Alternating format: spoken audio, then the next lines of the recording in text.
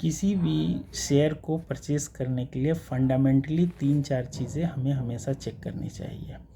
आप either share BSE Sensex से लें या NSE सेंसेक्स से लें।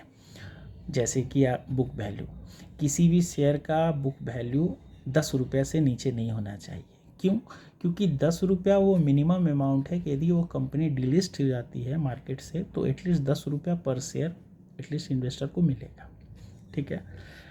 Return of equity at least company का जो है वो 3% से अबव होनी चाहिए।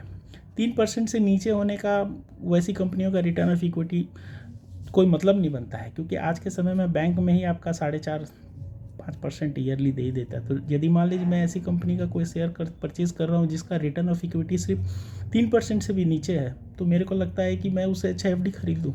स्टॉक खरीदने की तो ज़रूरत नहीं है मुझे। फोर्थ है आपका, थर्ड है उसके बाद आपका है प्रमोटर्स का प्लेजिंग।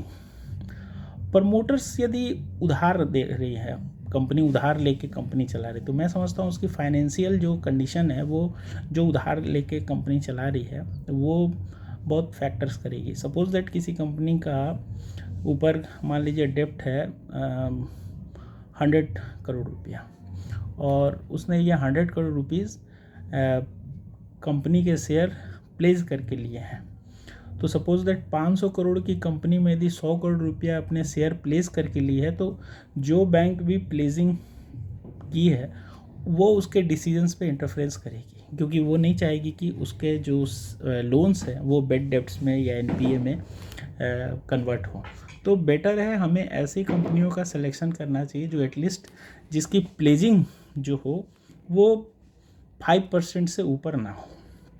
बहुत सी बड़ी बड़ी कंपनियां हैं जो एक्सपेंशन के लिए लोन्स लेती हैं, तो प्लेस करती हैं अपने मतलब इन्वेस्टमेंट को, मतलब लोन्स लेने के लिए अपने शेयर, तो 5% से किसी भी कंपनी का मतलब उसके टोटल जो मार्केट कैपिटल है उससे 5% ज़्यादा नहीं होनी चाहिए।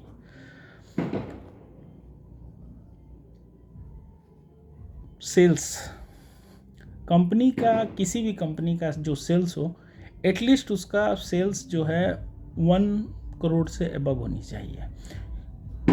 मैं ये 1 करोड़ बेसिक क्यों बोल रहा हूँ, क्योंकि इसके अबव हो तो और भी अच्छी बात है। 1 करोड़ इसलिए क्योंकि कोई छोटी से छोटी कंपनी में सपोज दैट आप मान लो पेनी स्टॉक पे या micro small market Capitals stock पे आप यदि इन्वेस्ट करते हो तो एटलीस्ट उनका ये चेक कर लो कि सेल्स उनका 1 करोड़ से अबव हो, क्योंकि वैसी कंपनियां में भी हो सकती हैं कि वो अच्छी भी हो और हो सकती है वो कुछ गड़बड़ भी हो, बट 1 करोड़ वाली कम से कम उतने स्टैंडर्ड को फॉलो करेंगी जो बाकी छोटी कंपनियां में भी नहीं कर सकते। तो आप रिस्क पे हो बट कैलकुलेटेड रिस्क पे हो।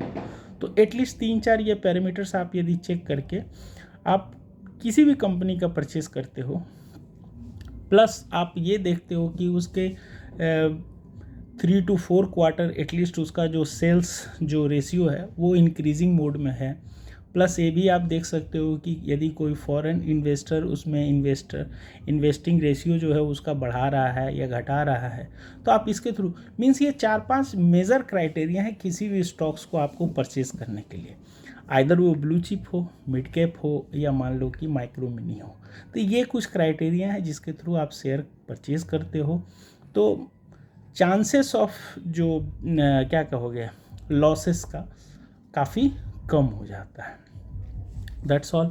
बाकी जो भी है शेयर मार्केट में कोई भी शेयर रिस्क ऑलवेज रहता है। मार्केट है तो भाई कभी ऊपर जाएगा कभी नीचे जाएगा, इसमें आपको अपना खुद भी डिसीजन और सेल्फ स्टडी रखना होगा। नॉलेज के सिवा शेयर मार्केट में पैसा कमाने का और कोई रास्ता नहीं है। ऐसा हो सकता है कि कभी कभी जैसे 1 करोड़ लोगों में किसी को एक लॉटरी निकल जाए, मीन्स कोई एक शेयर जो है 4-4.5 हज़ार शेयर BSE में लिस्टेड है, 2000 आपका NSE में है 2200, तो टोटल 6000 में से कोई 1-2 शेयर किसी के टिप्स पे मे भी चल जाए तो ये एक और कहानी है। बट ओवरऑल मोस्टली जो लोग पैसा कमाते हैं वो सिर्फ नॉलेज बेस कमाते हैं, वो सेक्टोरियल अपना इन्वेस्टमेंट करते हैं, प्लस टाइम टू टाइम वो अपने इन्वेस्टमेंट में एंट्री करते हैं और टाइम टू टाइम अपने इन्वेस्टमेंट से एग्जिट भी करते हैं, जिसके कारण उनका पैसा ब्लॉकेज नहीं होता है। यदि आप मनी मैनेजमेंट और रिस्क मैनेजमेंट को आप यदि कंट्रोल करना सीख गए तो आप शेयर मार्केट से डेफिनेटली पैसा कमा सकते हैं। Thanks, bye.